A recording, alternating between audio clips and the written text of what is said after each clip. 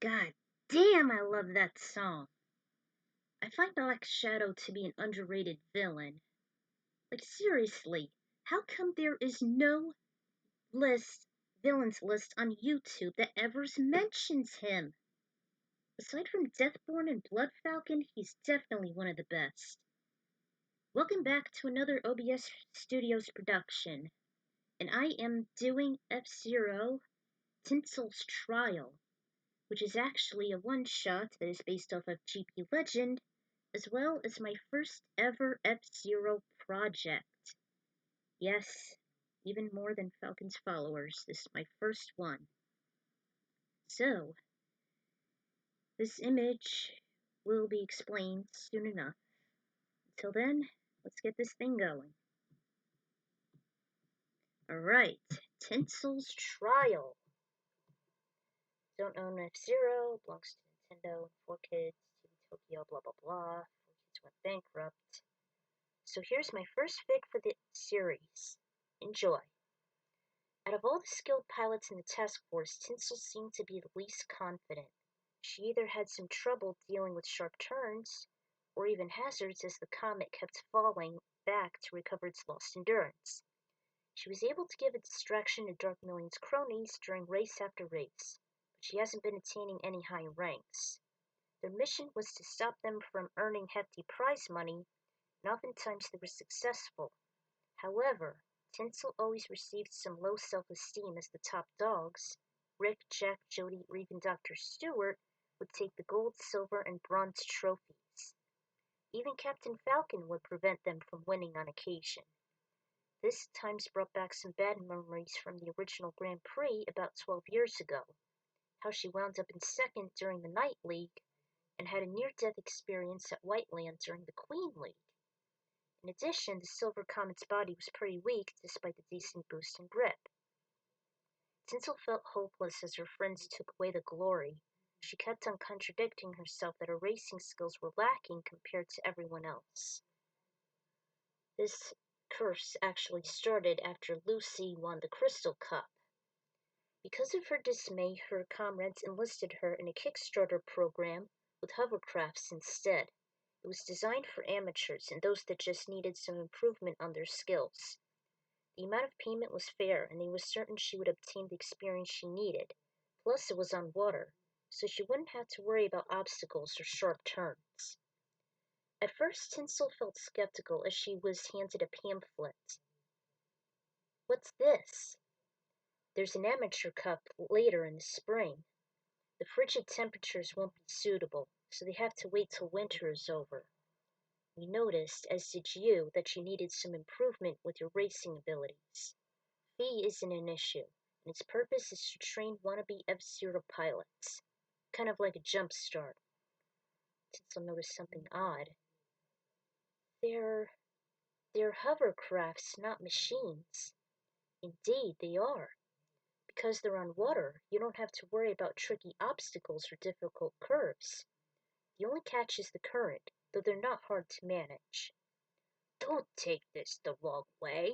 It's not to make you more inferior. Or is it? Everyone gave Jack a stern look. Look, you don't have to do this if you don't want to, best friend Rick replied. The choice is yours, Tinsel. The ball's in your court. I highly recommend it so you would be a better F-Zero pilot. What do you say? Looking over her comrade's encouragement as well as the brochure, she eventually said, Well, if it's to help my skills as an F-Zero racer, then yeah, I accept. Friends were delighted, and after a month of practice with her closest pals, it was finally March 21st, and Tinsel was ready to enroll in the Hovercraft Hub. At Tortiz 3 on the opposing side of its vicious windstorms, the place was almost similar to that of a campground. There were numerous rivers, some were slow while others were swift. Numerous trees towered all around her, and Tinsel was mingled with a few inexperienced pilots of all races from across the universe. The environment was much more tranquil compared to all the noise, lights, pollution, and confusion from the major cities. It was also located beside the green plant circuits, so it was undoubtedly an organic place. And because she loved the courses there, she felt more relaxed. The Hovercraft Hub was home to those obsolete machines. However, they still found their place in aquatic races for novices and experts alike. They were just less complicated in handling than the normal machines. Over time, Tinsel became more confident as she had grown used to her new craft. Little by little, she began to win race after race. The still rivers were great for basic training, and she'd gotten used to more choppy ones. They weren't too much of a struggle as they gradually got more intense. With her past experiences on the circuits, she honed her skills nicely. She constantly told her friends on her progress as they did with their own victories. Even the head of the camp was also impressed on her rapid growth. After a few weeks, she won every session, and there was actually a Grand Prix coming up. Tinsel just heard the big race will start on her home world at Victoria Falls. In Africa, specifically. She was undoubtedly excited, just as her allies were back in Mute City. Little did she know that someone was lurking deep within the forest, overhearing their plans for the near future. The semi-final practice run was complete, and Tinsel emerged in first despite the wetness. During a picnic where the pilots could dry and socialize, she was looking forward to it. She couldn't believe that a whole hovercraft course was sculpted around a treacherous waterfall. What was even more amazing was that Rick and the others offered to stop by and cheer her on. The elimination will commence tomorrow, and if she's in the top 2, she'll return to Earth the next day. Tinsel happily took some deep gulps from her orange canister. She needed to be refreshed so she could prepare for the finale. By the time she eased herself as the container was empty, she began to feel woozy. Oh. Her head swam. Her eyes were growing heavy. That snake in the thick woods was none other than Zoda, Dark Million's most lethal assassin. He was shown holding a small bottle dripping out a black liquid of sorts. The water didn't look, taste, nor smell like it was altered in a way. As the chemicals were beginning to take effect, Tinsel's body became numb. She slowly walked to the locker room, put on some drier clothes, and sat on the long wooden bench. She moaned as the toxins circulated her body and kept returning to her brain.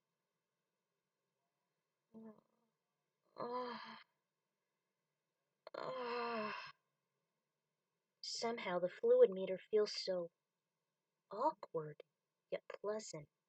As they coursed through her veins, she took in deep breaths and her pupils became larger and opaque. Later, she repeated a mantra. obey the darkness. Must obey the darkness. Must obey the darkness. She made a sneer. She welcomed the thrilling sensation she just had. During the finals, Rick, Lucy, and Dr. Class were watching at the stands. They saw Tinsel from the rear of the group. Victoria Falls' track was referred to as Tsunami in the description. Wow! I thought I would never see a stunning aquatic race with hovercrafts before. The hovercrafts have been discontinued for centuries, Lucy, and they originally came from Earth. Instead of being scrapped away and forgotten, they've managed to find a home in planet Tortiz 3. It's the ideal place for races like this. They're very environmental friendly vehicles. Yeah, unless if their contents should fall out. They can be pretty light and weak compared to other machines. Rick grew concerned as he saw Tinsel never seen a contest like this before. They saw the circuit adjusted itself as it opened like a demolished dam and an enormous whoosh was heard, nearly deafening the spectators. I can't believe it. It's an actual waterfall. Seconds later, the signal was made to begin the race. Over the ruckus, the trio encouraged their friend to plow through as Lucy watched from her binoculars. Rick was completely astonished as the competitors made a rapid descent on the steep ramp. They went alongside the wild waterfall. By the time they fell to the bottom, the pilots! They're gone. After a few moments of silence, the audience roared as they saw the hovercrafts emerge completely intact. Whew, they're all right. Where's Tinsel? She was within the back of the pack. There she is! Everyone encouraged her to catch up and to be aware of the 300-foot drop. Come on, Tinsel! You can do it! Watch out for the ramp! Go for it, Tinsel! She, however, was only fixed on one thing. Must win this race. She grew familiar with the course in the first 2 laps, and she was lagging behind. By the time she reached the final lap, she became aggressive as she rammed into any passing machine in her path. The couple actually toppled to the side while a few were punctured from the sharp guardrails and rocks. Some of the audience were alarmed as they feared the pilots could drown in the savage water or if they were capsized. What's going on? Who's attacking the pilots? That's her! Number 47! She looked through the binoculars. They were shocked at her unusual demeanor. She was hardly ever this vicious with other racers, unless if they were part of Dark Million. She also noticed she seemed emotionless and always giving a blank stare unless she was thrashing about. Is she really this determined to win? Sure enough, she won first place. There were hardly any pilots lagging behind when she reached the finish line. Thank goodness there were no casualties. Still, the trio were uneasy. When they reached her while she received the golden trophy, she looked very menacing. She never even bothered to look up at her friends. Tinsel, great job in that race. You've earned this. She just gave them a sinister glare and walked away. The detective was suspicious at her expression and her actions on the track. Something's wrong. This is not the Tinsel we know of. It's like she hardly knew we were there. Didn't she recall we were going to be there cheering for her? Rick wasn't convinced. I'll check it out. Stay with Clash, Lucy. Okay. Be careful. You know I will. Followed her to her dark hall. It was kind of unfortunate since she approached the locker room. There was still some light underneath the door. The least he could do was listen in as she was speaking into a flip phone. Meanwhile, Tinsel activated her cellular and informed the news to her new commanding officer.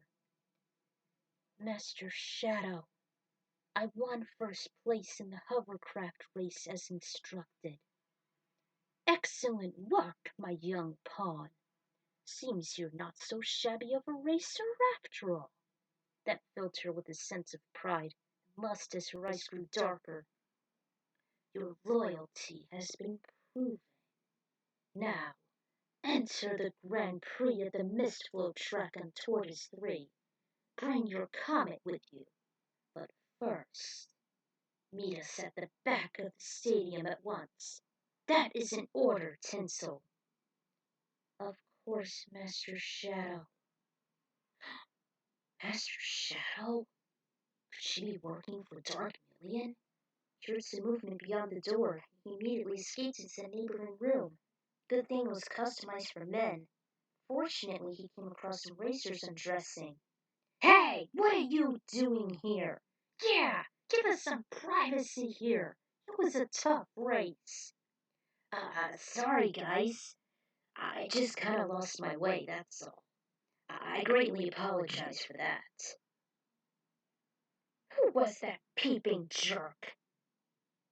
Rick headed out and took in a deep breath to get rid of his embarrassment.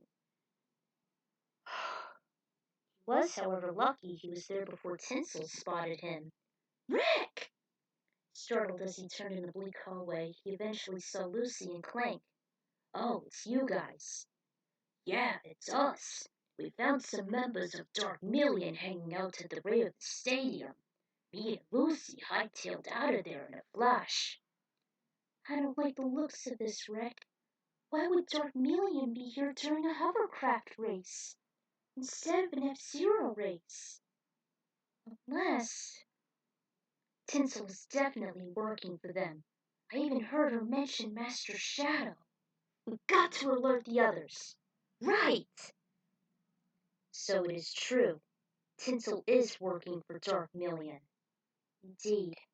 She did their bidding when she won first place at Victoria Falls. But why would they take an interest in her or the race? There is no prize money in this. Maybe not. But it may be a way to test her skills, to make her a more formidable opponent. Jack protested as he slammed his fist on the meeting table. That dirty, rotten traitor! Why would she turn on us like that? Stuart had a better statement. I believe she wouldn't serve Dark Million willingly, Jack, said as he was rubbing his chin. I think they brainwashed her in some sort of way. Something about this concerns me so. Duck is right. There's no way Tinsel would join Dark Million on a whim. Remember when she saved my life that one time? He recalled the woman who had a stunning resemblance to Haruka. When he revealed her name, he couldn't breathe. It was a spell made by her in the skull in a way to wipe him out.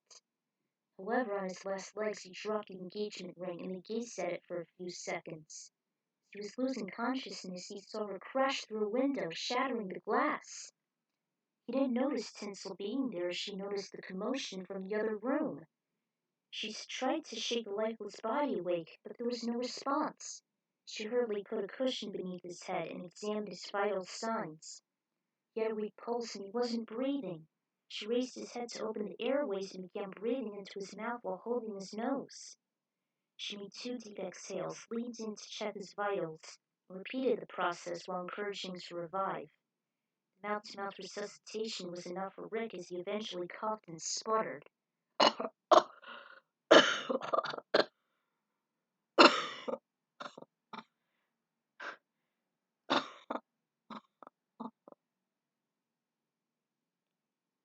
Rick, are you all right? I think so. Thank goodness. Good thing she knew mouth to mouth. He probably wouldn't be alive if it wasn't for her. All right, I believe Wheeler and Dr. Stewart are correct. Tinsel was definitely mind control like he mentioned. We need to investigate how they did it. Let's go. Team got to work. Inside a starship floating in the deep reaches of space, Tinsel was being escorted by her newfound comrades, including Skull, Octaman, and even Luna, leading the way. Congratulations on your success, Tinsel. It would be most valuable to have 2 women working together on the same side. Yes, Luna. They went straight to a dead soldier holding a canister for her. Tinsel drank it quickly and she felt the same sensation throughout her body. Tasted like regular water, but she began to feel stronger, more than lethal thanks to the toxins within it. She handed him the trophy, and Black Shadow awaited her on a large chair overlooking the floor. Ah, the shining star emerged victorious. So the winner goes the spoils, Tinsel. She bowed down to him. Master Shadow, I am honored to make your presence again. The others followed suit, recalling her encounter last year at Lightning. For once, Soda had the right idea, but we are far from total triumph. There is a Grand Prix within Tortiz 3. A very chaotic track known as Mistflow lurks there. It'll require deep concentration. Jody looked over the schematics for the next course. It is the same world they used to revolve a track around a stormy environment known as Deathwind. The planet itself is also volatile. The rumors say the atmosphere in Mistflow is so thick that racers could easily get lost in the fog. It's proving to be very dangerous as they're unaware of what lies ahead. Visibility is pretty low. Memorization is the key to success. Use extreme caution, everyone. Yes, ma'am. You just leave the adjustments to us. Rip, Jack, and even Jody herself will be in the race. I'm sure Black Shadow will use his finest pilots for this death-defying race. We must stay on high alert. And Tinsel. I hope Dr. Stewart has found something. Physicist was looking through the pack that was sent to Earth from Tortoise 3. Curious, he was looking through her clothes and other goods.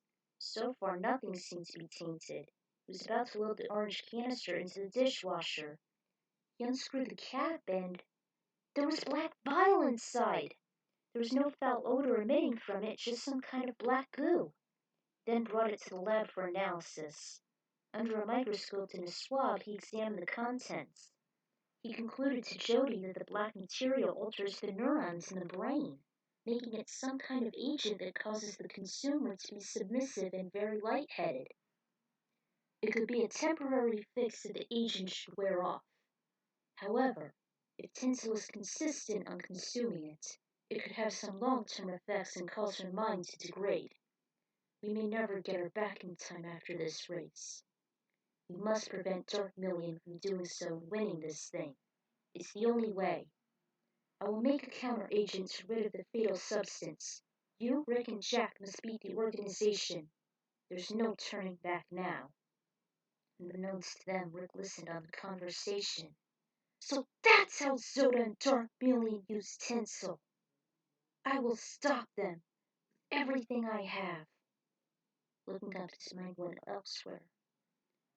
Please, Tinsel, wherever you are, wait for us. We'll be coming for you. Ladies and gentlemen, prepare yourselves for one of the most exhilarating races across the universe. The track is known as Mistflow, located at the hostile planet of Tortoise 3. Racers must be cautious and careful to avoid obstacles and sharp turns within it amongst the intense fog. All pilots, hear your energy gauges and thermals to venture through this course. Good luck! Though the loudspeakers were mostly interfered as the audience screamed for their courageous fan-favorite contestants. Dragonbird was not with the others. He was so pensive over Tinsel's condition. Rick, we must not dilly-dally. We have a race to win. Yes, Joey, I know. I understand your concern, but we're also worried for her as well. Joey, what if you couldn't get her back? What if she crashes or remains within the darkness forever? We must not focus on the negative, Wheeler. We're on a mission. Of course, Tinsel's fate is in our hands, but Dr. Stewart is doing everything he can to make a reversal. That's about all we can do for the moment. Concentrate on what really matters, and never let your guard down. And that goes for you too, Jack. Hey, no problemo. This race will be a breeze, Jody. No need to get your bros in a furrow. Jack, we're counting on you. If worse should come to worse, we need you to cover our hides. Now move out. The race is going to start. Good luck to both of you. You too.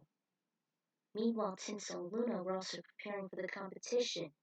They were both in the back row as the silver comet went beside the moon's shadow, a skinny dark pink machine with a decent body and grip, as well as a weak boost. Kira's machines were in the epicenter. Each pilot went over the track. It was narrow and shaped like an oval similar to Deathwind, but the first half of the course has a slight ascending ramp, while the other descends and the fog gets denser. Let's give it everything we got! There was the signal, and the race soon started. The two machines in the rear were gaining fast despite the hazardous mist. At the first lap, everyone became extra watchful, trying to avoid crashing and burning. Those that did were easy targets. Tinsel took the front and bashed into any vulnerable machine she saw, and since Luna was stronger, she gave them the final blow, either exploding them on the track or knocking them off. Straightaways were little to no problem for the veterans, and the fog itself made it ideal for an enemy ambush. On the next couple laps, Rick and the others noticed Tinsel and Luna. They're closing on us! Stay alert! Her machine was her next victim. I see the white cat. Destroy it! She blushed without hesitation. Not even any memories of Jody entered Tinsel's mind. She began to ransack her machine before it reached some of the islands at the center, making Jody crash around. Luna finished the job as she made her machine go overboard and plummeted to the lower part of the track. Oh no! Jody! Jack! Did you see that? Sure did, Wheeler. Better watch out. They really mean business. During the final lap, when most of the pilots were out of commission, both Tinsel and Luna made their most lethal move yet. They tracked and commenced crushing on Rick's machine from both sides, disabling him to boost and escape as well as destroying it gradually. Both his good friend and the woman resembling his lost love were attempting to kill him, as if it can't get any worse despite the low visibility. Rick kept on begging her to snap out of the trance. Tinsel! Tinsel, it's me, Rick! Don't you recognize me? Yes, I recognize you as an enemy that must be destroyed at all costs. You must suffer dearly. We have already eliminated your commanding officer, Jody Summer. Oh, you are nothing more than a worthless, dying insect. Now it's your turn to join her. Her eyes gleamed and the tinsels while he mashed harder into the dragon bird. His power kept going down faster and faster. The alarm sounded all around his vehicle. No, Tinsel! With combined strength, sparks were flying. He could have sworn he saw some flames lick his car.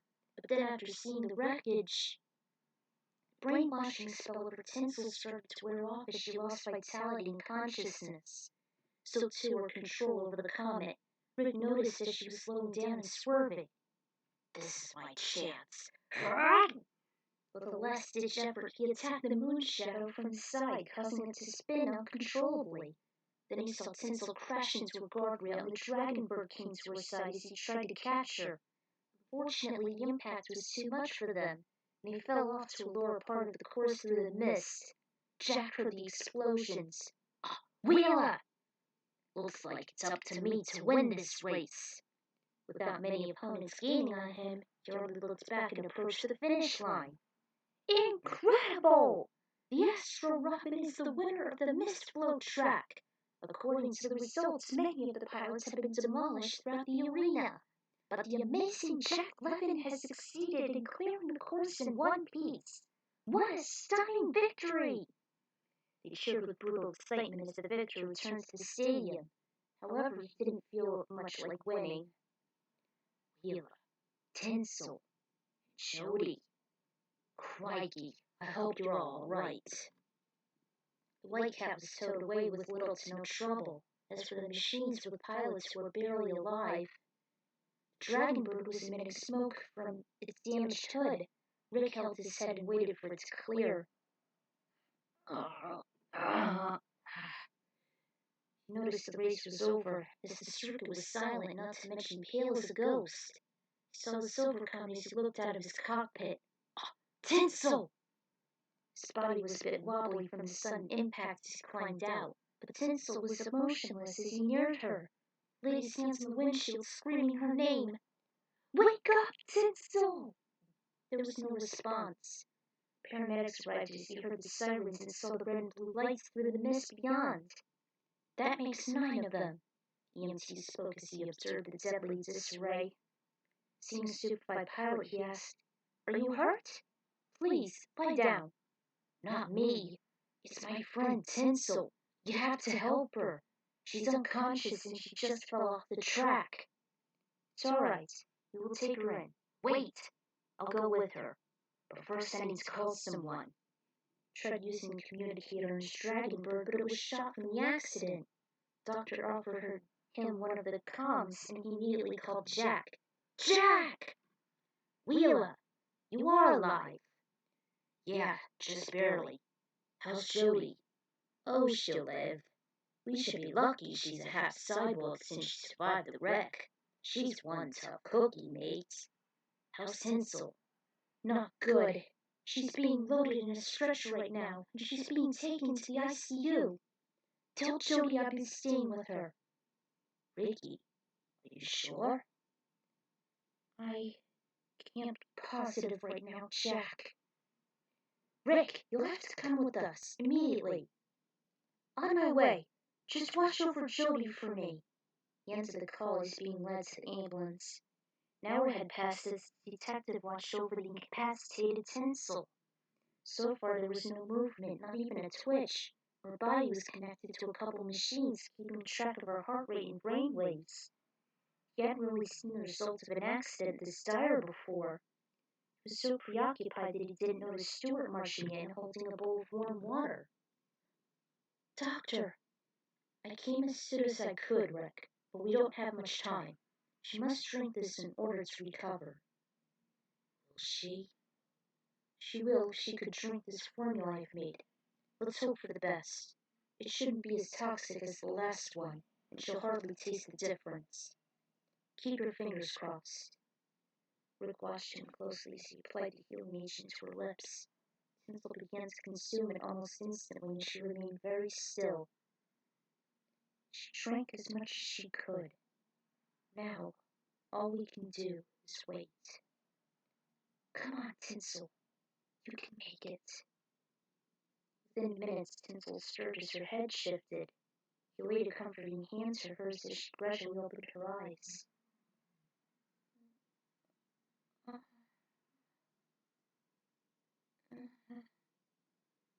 She felt someone. She saw the fluorescent lights nearly blinding her. Friends were eagerly looking down. "Rick? Stuart?" "Yes, it is us.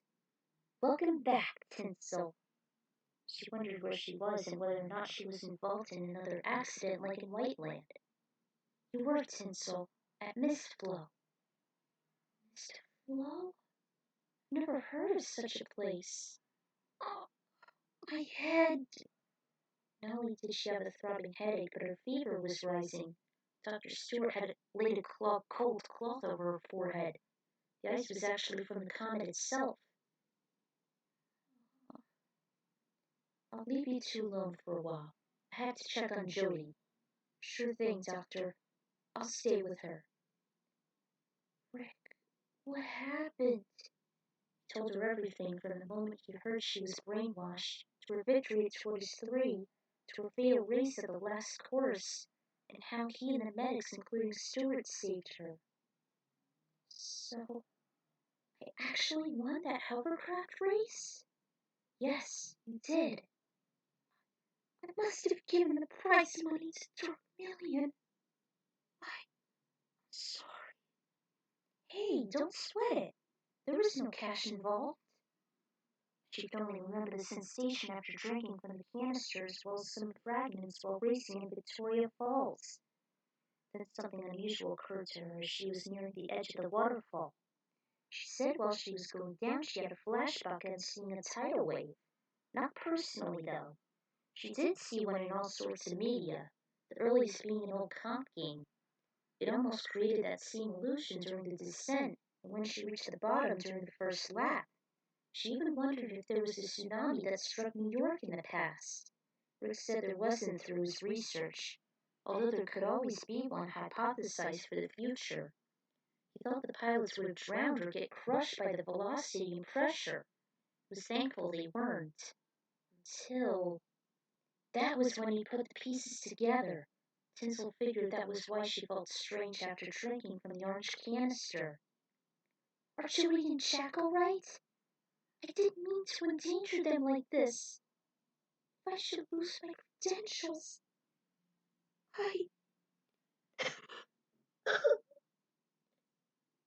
Rick kept assuring her she wouldn't be punished for what she'd done.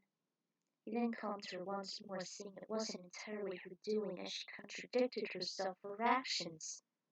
Though since it wasn't under her own will, Jody wanted her to remain in a task force by their side.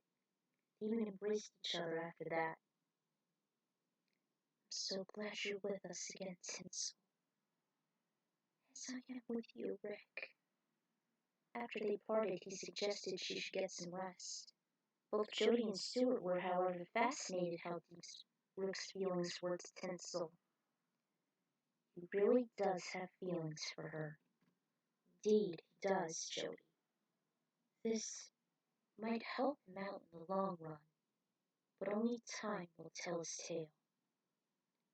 For years, I was thinking of a good jingle for Tinsel Steelus since everyone in anime had one, and I just came up with Mach Rider, the predecessor of F-Zero.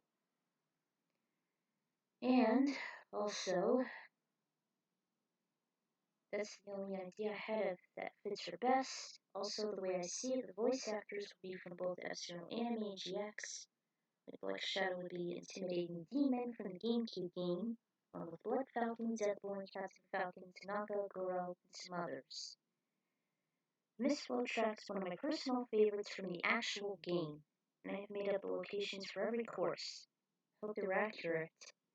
Flashback where Tinsel described her past experiences in seeing tsunamis was inspired by my personal experience.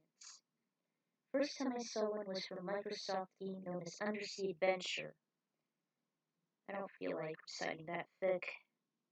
Possibilities are quite endless when thinking of a futuristic F-Zero course.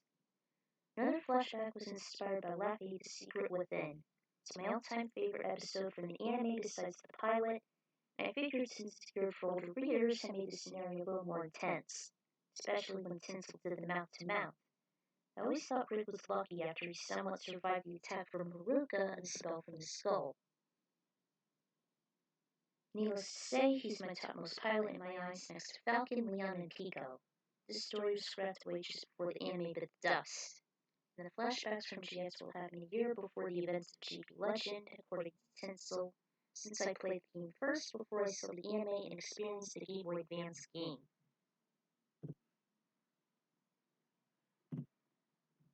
So there you have it, my first one-shot of F-Zero, Tinsel's Trial. So, I don't know what my next project will be, but hopefully I'll do some more in the future. Take care, everybody.